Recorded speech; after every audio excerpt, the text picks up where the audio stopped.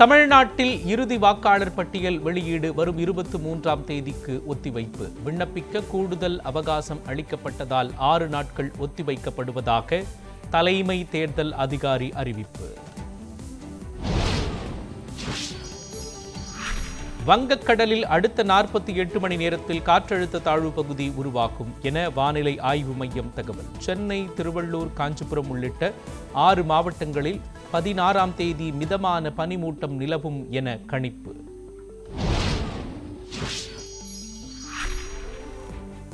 பிரதமர் மோடிக்கு முதலமைச்சர் ஸ்டாலின் கடிதம். இலங்கை தமிழர்களுக்கு குடியுரிமை வழங்க வலியுறுத்தல்.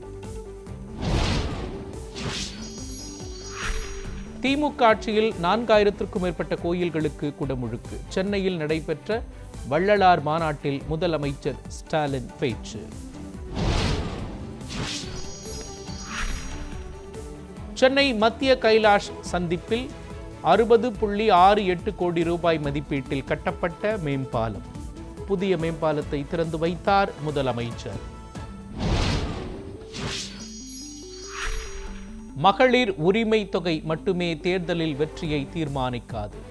திமுகவுடனான கூட்டணியில் இழுபறி ஏற்பட்டுள்ள நிலையில் காங்கிரஸ் நிர்வாகி பிரவீன் சக்கரவர்த்தி பதிவு.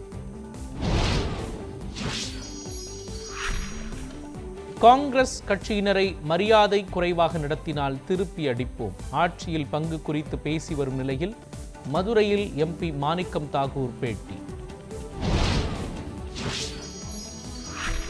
அதிமுக தலைமையிலான கூட்டணி பல்வேறாக பிரிந்திருப்பதாக விசிக தலைவர் திருமாவளவன் கருத்து. ஒரு கூட்டணியாக வடிவம் பெறவில்லை என்றும் பேட்டி. அரசு ஊழியர்கள் உள்ளிட்ட அனைத்து தரப்பினரும் திமுக ஆட்சியில் பாதிக்கப்பட்டுள்ளனர். பாமக தலைவர் அன்புமணி ராமதாஸ் விமர்சனம்.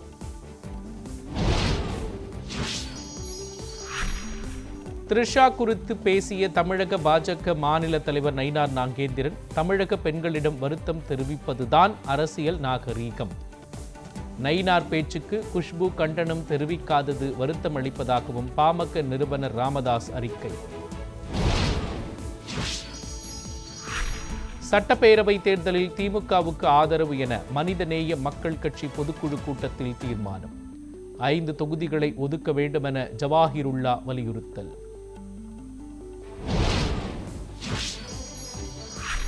பாஜக பற்றி தவறாக பேசிய செங்கோட்டையன் மன்னிப்பு கேட்க முன்னாள் அமைச்சர் திண்டுக்கல் ஸ்ரீனிவாசன் வலியுறுத்தல். அரசியல் தலைவர்களை தனிப்பட்ட முறையில் விமர்சிக்க கூடாது என்றும் காட்டம். திண்டுக்கல் அருகே புனித அந்தோனியார் ஆலய திருவிழாவை முன்னிட்டு நடைபெற்ற ஜல்லிக்கட்டு போட்டி. விறுவிறுப்பாக நடைபெற்ற போட்டியை ஏராளமானோர் கண்டு ரசித்தனர். சென்னை எழிலகம் அருகே பார்வை மாற்றுத்திறனாளிகள் தொடர் போராட்டம். கோரிக்கைகள் நிறைவேறும் வரை போராட்டம் தொடரும் என அறிவிப்பு.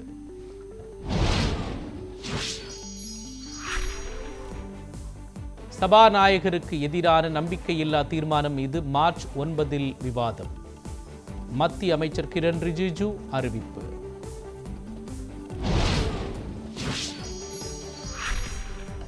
T20 உலகக்கோப்பை கிரிக்கெட் தொடர். இந்திய அணிக்கு எதிரான போட்டியில் டாஸ் வென்ற பாகிஸ்தான் அணி பந்து வீச்சை தேர்வு.